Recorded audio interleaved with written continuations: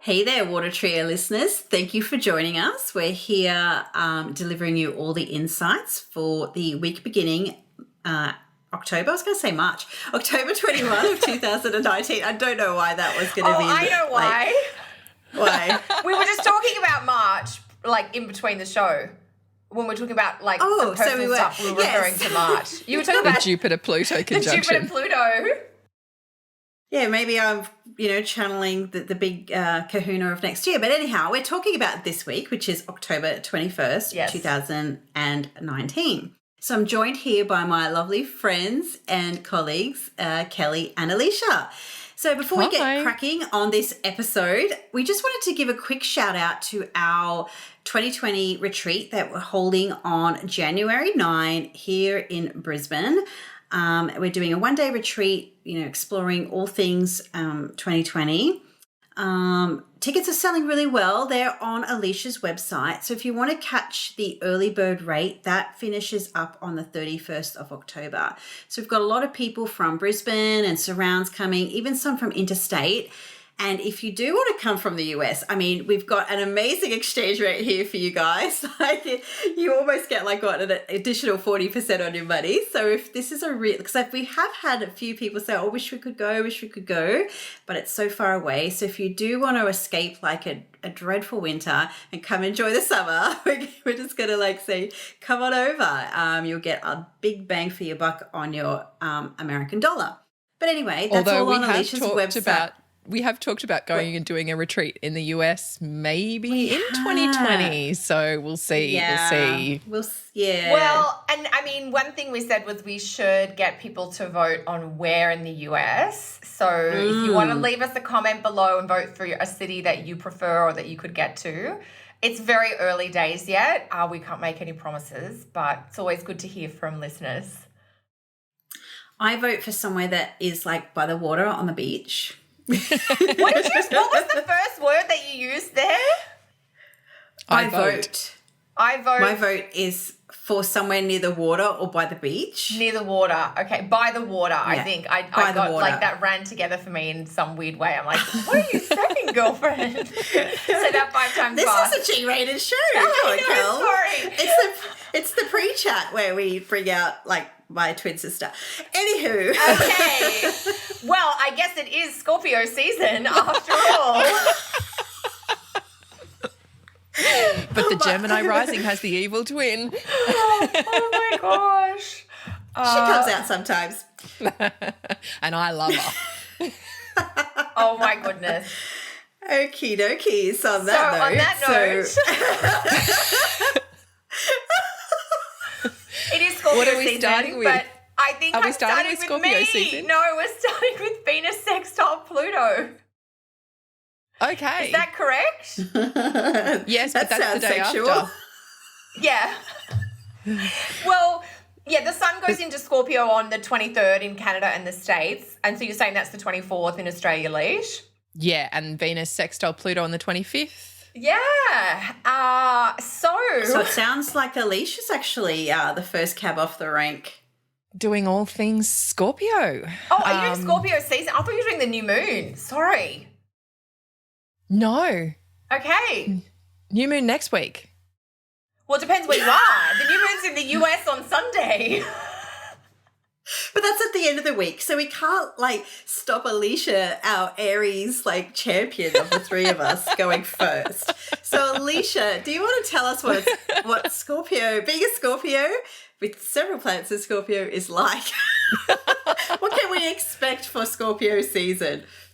Well, I think we've already had a taste of it, really. With Mercury in there now for quite a few weeks, and Venus moved in a couple of weeks ago as well. Yeah, it's really about diving deep, getting into things, having those raw, honest, open dialogues. Scorpio wants truth. Scorpio wants depth. Scorpio wants to dig into the hidden and see what's below the surface. This is fixed water. This is the deep ocean where things are at pressure and things are real. I always think there was once I had a scuba diving experience and it was we were all swimming around in the lovely open shallow area where it's, it's all like Finding Nemo, and then you get to the drop off and you're like, uh-oh, do I have to go down there? But you go down there and it's a whole different world, and it was just beautiful. But it's like sometimes the depths can be a little bit off-putting, but when you get there, you see the richness of what's below and what happens when you're in the more hidden world or the shadow world. So I think, this is really a chance to just deepen whatever that area is that the planets in Scorpio are traveling through in your chart. It's where we want to get more intimate, where we want to get more real. I remember, back in the bad old days when I used to go out clubbing, it was a whole, people used to say to me, don't have a D&M with Leash because she means it. So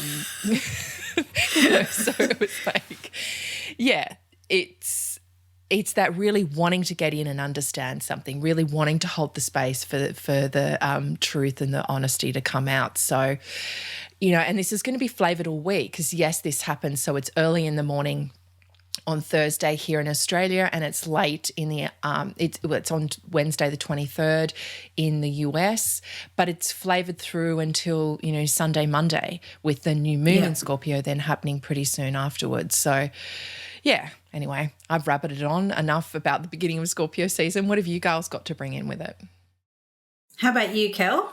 Well, look, Scorpio season, I love the depth analogy. It reminded me of being in Greece a few years ago, where we had gone swimming like just off the coast of a little beach, and we'd got this tip that if you went around the corner, there were these sort of underwater caves where all of a sudden you're swimming on top of the ocean, but then there's a big cave, that you're kind of going into this depth, and that sort of hidden kind of quiet, I don't know, it is almost a sacred space, but it is deeper and it's a bit dark in there. And sometimes I think in Scorpio season, we do have to like shine a light into the nooks and crannies of what we normally maybe overlook or don't see. And personally, I do like Scorpio season for that sort of pause and that reflection and that introspection. But I know that what we see in the darkness can often be true, even if it's uncomfortable or confronting to kind of see or hear. What about you, Cass? Well, no offense to any Scorpios out there, especially you, Lishi, but I never used to like it. Like back in the early days of, astrology and learning about it, it was a place I used to really avoid. I just didn't, I was all Jupiter rising and this, that, and the other. It was just a massive projection of some of my aspects. But yeah, I think now, like, I've learned to appreciate not necessarily the intensity, but when you're prepared to face that stuff that's hidden or dark or unseen, you therefore know where you stand one way or another.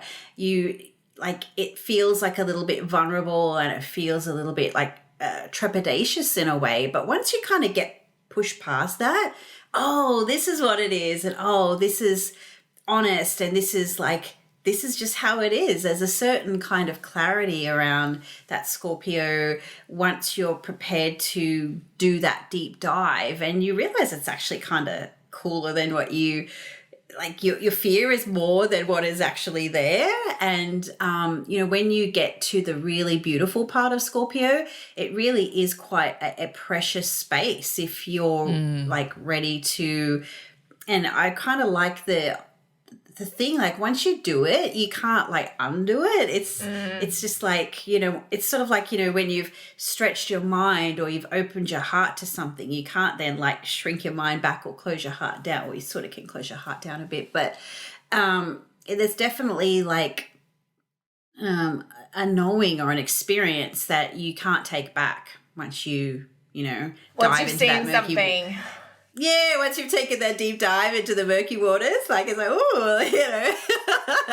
it can be a little bit, So I find, it's my sixth house for me. It's kind of a boring place for me, but I think once you can really open it up and see what it is for, then it can be quite beautiful in its fragility, but that fragility has strength at the same time. Yeah. Well, it is a Mars-ruled sign, and it is, we can't have a conversation about Scorpio without having a conversation about sex. And although for me, you know, I'm so over the whole, Scorpio's all about sex, because it's not. But it is a Mars ruled sign. So there is that there. But I feel like it's that kind of connection and togetherness that requires real intimacy. Excuse me, my alarm's going off on my phone. Yes. Telling me to go to bed. Are you there, Leash? Yeah, sorry, the alarm went off on my phone. It was telling me to go to bed. Love it. There's some intimacy for you. But it's that, you know, it's where you really can cross some amazing or create some amazing connections where you let your guard down and where you really open up and show yourself warts and all to somebody else, and they can accept you. That's one of the things I really feel like, you know, Scorpio can be linked to the underworld. And, you know, that was one of the things with Hades. He was actually prayed to often for, you know, clear judgment, because he saw princes and paupers come before him and he was judgment free. And I feel like that's something that Scorpio can really offer, is this, I know the shadow in me, I know the shadow in you, I accept it. You know, we all we all poo, we all die, we all do all that kind of stuff, and Scorpio just accepts it all. So, yeah, there we go. We've got sex. I mean, bodily fluids. If we want to really do this, I mean, what occurred to me, we all poo, we all do this, we all do that. I'm like, we all have funny faces when we have an orgasm, you know, like that's something that just is a human experience if we're going to talk about all the Scorpio things. Yep. Cassandra, are you okay there? You were a little like, what the hell are we talking about? It just reminds me, I remember being at a gig with a friend of mine one time, and her boyfriend was the lead singer, and she's like, wait till he hits this note. That's what he looks like when we're like, you know. Whenever someone talks about orgasm face, that's I just what remember you have a visual of. I love it. This guy on stage hitting the high notes, and she's like, that's exactly what it's like. And I'm like, I didn't need to know that. I did not need that. TMI. That's to your point, Cass, of like once you see something or know something, you just can't unknow it. Like it just gets seared inside you, for better or for worse. That's right. Yep. Yeah, so every time I go to a gig now and I watch the singer, I'm like, ooh. Yeah, anyway, that's another story. Oh my gosh. I'm not even sure if I'm game to talk about my aspects for this week based on this conversation. I was going to try and say something, you know, insightful about Venus coming to 20 Scorpio and sextiling Pluto at 20 Capricorn, which is happening on Friday the 25th. But I know it's often like reduced to sex and seduction, although I think there's probably more to it than that. But we have covered because I think, so with Venus sextile Pluto, it is about wanting depth in your relationships with other people, which takes you into a place of truth and needing more emotional openness, which might be vulnerability, but it might also be, you know what I always think of sometimes with like Venus Pluto is, you want the truth, you can't handle the truth. You know that line? And I'm so bad at like paraphrasing, you know, lines, but it's that idea of this is an aspect that actually does want the truth, whether it's good, bad, or ugly. One thing I've learned over my years with, you know, I've got some very dear friends that are Scorpios, including you, Leash, but even going back to being a teenager, one of my besties is a Scorpio, and of course my husband's a Scorpio. You know, there's just this desire to have everything discussed, even if it is a difficult or a dark or a confronting, like the Scorpio energy, and certainly Venus, Pluto, like Venus in Scorpio is like, I just want to know everything, and then I can decide where my loyalties go. Because if I don't know everything, I'm going to be suspicious about what it is that I don't know. And because this is a more like functional version of a Venus Pluto aspect, there is a sense of, how can we create new togetherness or new depth or new trust or new intimacy? And we do that by being more honest or more open. Because planets in Scorpio and Venus here for sure, I think, I'm going to use a swear word now, so I hope we don't get bleeped out, but they have this inbuilt bullshit detector where they can just tell when somebody is not congruent, when their words are saying one thing, but their actions are telling a different story. And I think because it's Venus sextile Pluto, it's a chance to like trust the instincts that are drawing you towards someone. There are other types of Venus Pluto aspects, I think, where it's like trust your instincts and don't go towards someone, like pull back. But I think, it's a Friday, so there's going to be a lot of astro talk about like it's a hot night for a date night. But I think it's a great night for a deep and meaningful conversation with a trusted friend, maybe with a lover, but also with a family member as well. What do you both think of this type of aspect? Well, we are talking, I see Venus in Scorpio, having that placement myself, can be the master manipulator as well, Tell us from the inside scoop here, Leash. Well, it's that control paradigm that does come along with Scorpio. Yeah. It's fixed water. They want things to be in their control. They want to have power. And I don't think it's for power's sake. Well, not from my side anyway, but it's that sense that the world is ordered when I am in control and therefore I can be settled. I can feel safe with this. But we've got Pluto and Capricorn going, nah, this is reality. So I feel like it could be that thing where control issues have come into play, where maybe power imbalances have happened, it's actually a chance for everybody to just get things out in the open, have those conversations and bring it back into balance. Pluto and Capricorn's going to, like you said, Kel, it wants the truth, but it wants the truth crystal clear and emotion free. It's like, let's just deal with this. Let's just throw everything on the page in a cold, dry way and get it all out. None of this emotional manipulation stuff. Let's just be real about it. Let's move past what's happened in the past and let's try and form some trust together as well, and see where we can go through from that. So, yeah, that's my take on it. What about you, Cass? Yeah, I tend to agree with all of your points. It's definitely a functional version of this aspect where there is that, we talked about compromise in the previous week's astrology, and this is one of the aspects that can perhaps bring that up where let's just, warts and all, let's get it all out on the table so we can come to some kind of workable solution or some kind of workable arrangement, as opposed to being like, repelled from each other.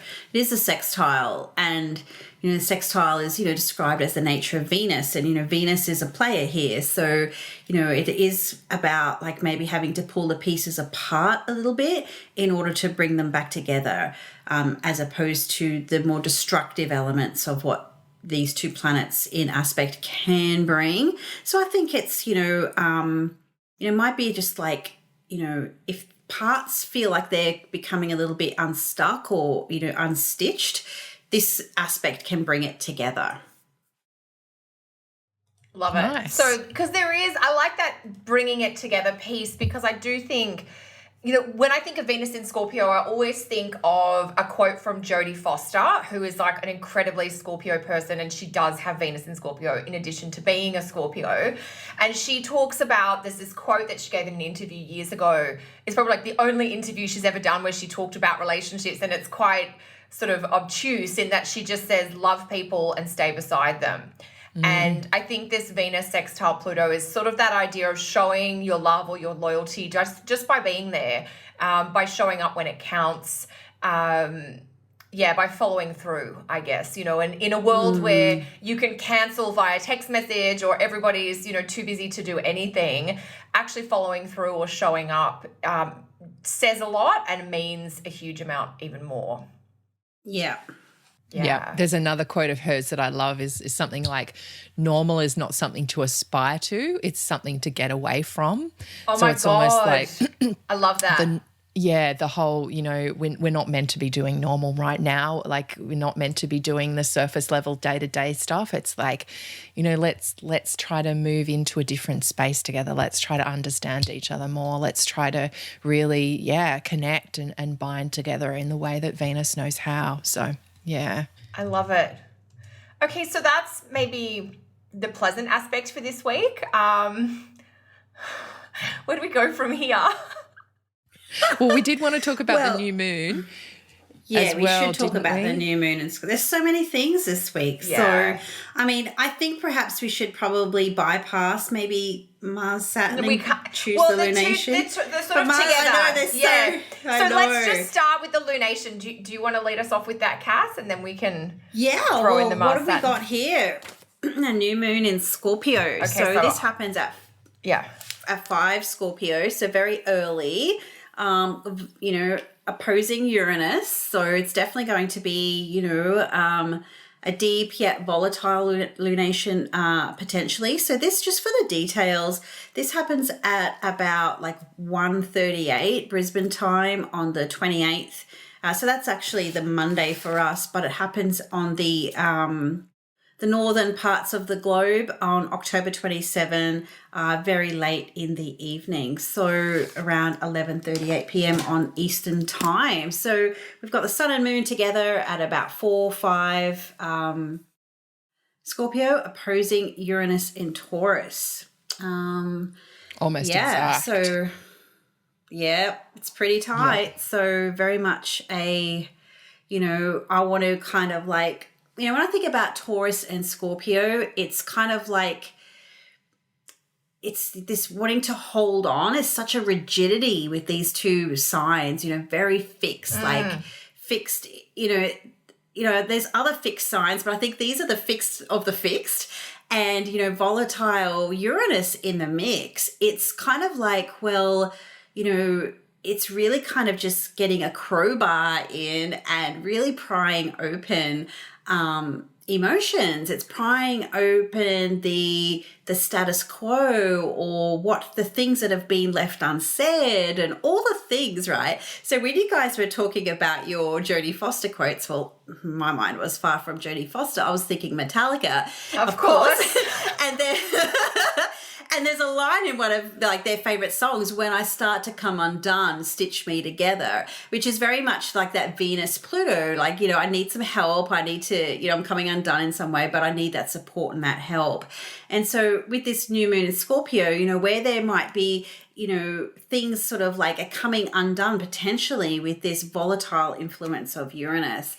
And, are we working together? Are we working apart? Like, are we going to stay in the stuckness? Are we going to like move forward? There's all these sorts of things. And it's that part that feels the most stable is kind of becoming a little bit unstable right now. So, and, we've got Venus, and Venus is actually moving in on Mercury at the moment too. And there's so many other things in the mix here. So, and of course, with Mars, the ruler of the lunation is Mars squaring Saturn, and kind of wanting to block potentially all this change that is available in this lunation. So what do you girls think about this?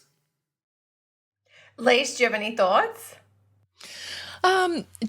It's really, I feel like there's a part of us that wants to wipe the slate clean, just, get rid of everything, sweep it all away. But as you're saying, this tension between Mars and Saturn's like, hold your horses now. There's just a little bit more work to do. There's a little bit more we have to hold on to here. And it's I always think of the horse and the traces that's trying to, charge forwards, but the driver's holding it back for caution, for safety, or for whatever reason. There is a sense here of really wanting to just, I don't know, like blow everything apart so that things can start fresh, but not wanting to throw the baby out with the bathwater. So I think it, as you said, Cass, is definitely a volatility to this. It is a Mars-ruled lunation, just like that full moon we were talking about. So it still carries that energy through. But I think to just be really cautious about how much we do throw away and what it is that still can be kept over. And I think you said it in one of our WhatsApp chats. It's like, why start again when you've got a really good system already in place? Just bring it back to basics, maybe clean out whatever's there, but don't just throw away everything you've already built up when potentially you've got something that's actually working well. It just needs to be refined a bit, cleaned a bit, tidied up a bit. Does that make sense? Yeah, sure. Totally. Were you going to say something, Cass? Yeah, maybe to the piece around what you were saying, maybe something that I said, I can't remember, but, when we're looking at this Mars square Saturn aspect, like Saturn quite likes Mars, in this. So there is a little bit of reception there, Saturn will, Capricorn, or Mars is exalted in Capricorn. So there's just a little bit of help there. So, when I think about Mars and Saturn aspects, despite the fact that there could be any reception involved, I feel that sometimes there can be a stop short. You charge into something and then you fall short of the mark. I have a Mars Saturn aspect, and I find that is often, what I do with many things. And so, and then I think like with the Scorpio and the Uranus piece there, it's like, well, there's no option to stop short here. There is a continuation, that fixed energy coming through. It's like cardinal wants to start, fixed wants to finish. So whatever you might feel like you're stopping short on, or that you are not completing, there is a challenge here to perhaps do things a little bit different, even though it's uncomfortable, even though it might be getting you out of that proverbial comfort zone. If you're a little bit dissatisfied, which can be that itchy, scratchy feeling of Mars Saturn, then taking a different approach can really help you get to that, the emotional satisfaction of the new moon in Scorpio, but also the continuation of the long-term goal of the Saturn in Capricorn as well. So, yeah, it's sort of like if you're not really happy with something or where things are at, the new moon is planting that proverbial seed. Take a fresh approach, take a different outlook. It might also be about getting out of an emotional comfort zone and moving on or moving forward with that. Yeah. What about you, Cal? Oh my God, you guys have made such beautiful points. I think the only brief little bits I would add, this is not a usual new moon because it is opposite Uranus. That 4-5 degrees of Scorpio and Taurus has been lit up all month through October. There's been various planets moving through early Scorpio opposing Uranus. So I think if 4 or 5 of Taurus or 4 or 5 of Scorpio is important in your chart, you're already working with this kind of freedom disruption cycle. But the new moon does have a real groundbreaking feel to it because it's like plant the seeds, but in a surprising or unexpected way, or start something that's going to bring you freedom, even if it is disruptive. And I do think, Mars Saturn for my membership, for the people that subscribe to my monthly membership via my website, this was the aspect that I picked as the most difficult one for the month of October. It sort of puts both the more heavy or frustrating planets at odds with each other. And the key word that I kept coming back to was this idea of frustration or things being interrupted, where you're trying to maybe do your Saturn in Capricorn long-term restructuring, and there's this other drama that's going on that you have to attend to in a more urgent or immediate way.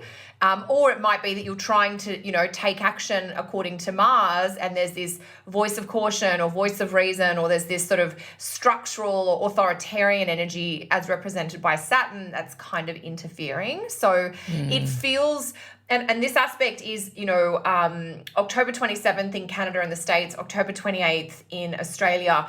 I really think it's about a 3 or a 4 day period, a couple of days before and after that, where there is just going to be this general tone of, I want to do this, but I can't, or now I've got to do this other formal thing, or I have to submit one more piece of paper because I thought I was already done. And just knowing that there is some frustration and maybe even a few delays, I think is worth keeping in mind around this time. So the new moon might not be quite as fresh and smooth as normal, basically. And we do have Mercury like almost stationary.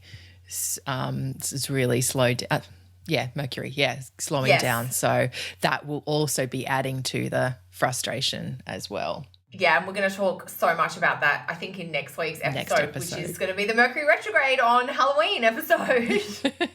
What are they calling it? Spooky grade. Yeah, I think Cam White, who's another amazing astrologer out of Denver in Colorado, is like spooky grade or something. Mercury spooky grade. Yeah, which is fun. So it's a full week. It's a full week, yeah. So do you girls want to give a shout out to anything that you've got going on this week that people might want to learn more about?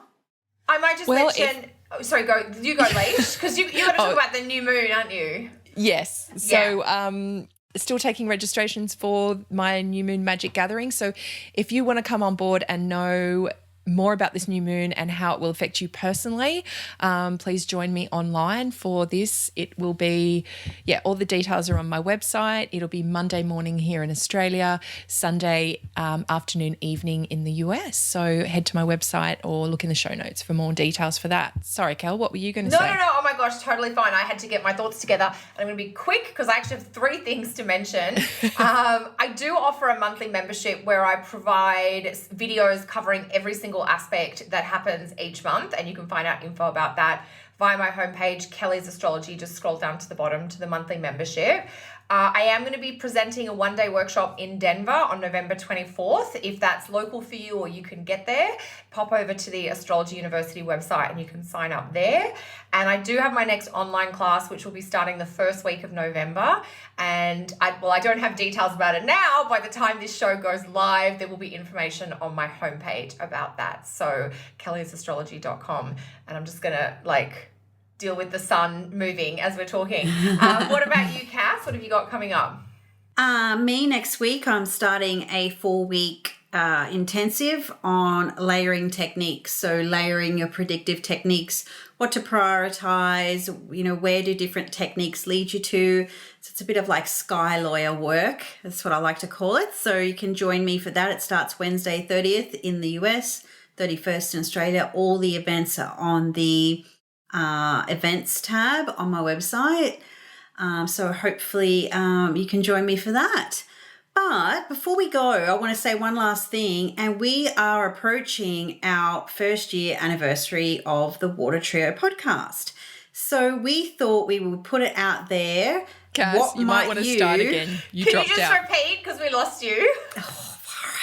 I know, we're channeling Mercury Station already. So one last thing, if we are approaching our 1st year anniversary being a Water Trio podcast, woohoo, happy dance. Yeah, so we'll have to have cake. We thought we might put a shout out to our people.